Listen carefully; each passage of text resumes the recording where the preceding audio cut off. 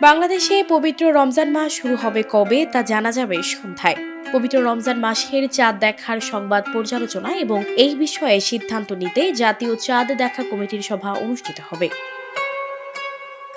এদিকে সৌদি আরবে পবিত্র রমজান মাসের চাঁদ দেখা যাওয়ায় আজ সোমবার থেকে দেশটিতে রোজা পালন শুরু হয়েছে। এ খবরে বাংলাদেশের ৩ জেলার বিভিন্ন গ্রামে পালন করা হচ্ছে রোজা। এসব গ্রামের নির্দিষ্ট কিছু পরিবারের সদস্যরা রোববার তারাবি নামাজ পড়েন। মাঝরাতে তারা সেহরি খেয়ে আজ সোমবার রোজা পালন করছেন। জানা গেছে, সৌদি আরবের সঙ্গে মিল রেখে এই ধর্মীয় আনুষ্ঠানিকতা পালন করছেন চাঁদপুর, নোয়াখালী ও ফরিদপুরের বিভিন্ন গ্রামের মানুষেরা।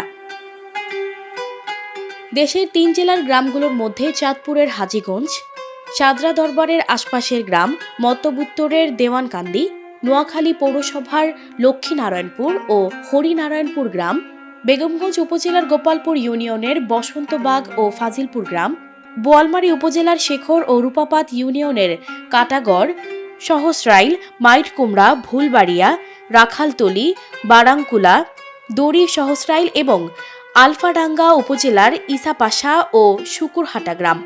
এছাড়া বেশ কয়েকটি গ্রামে রোজা রাখছেন স্থানীয়রা।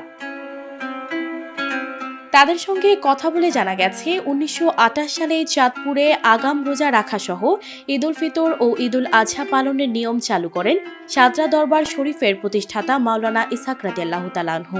তার অনুসারীরা এই প্রথা টিকিয়ে রাখেন। ধীরে ধীরে বাংলাদেশের বিভিন্ন গ্রামে এই প্রথা ছড়িয়ে পড়ে। সানজিদা রহমান, প্রবাস খবর।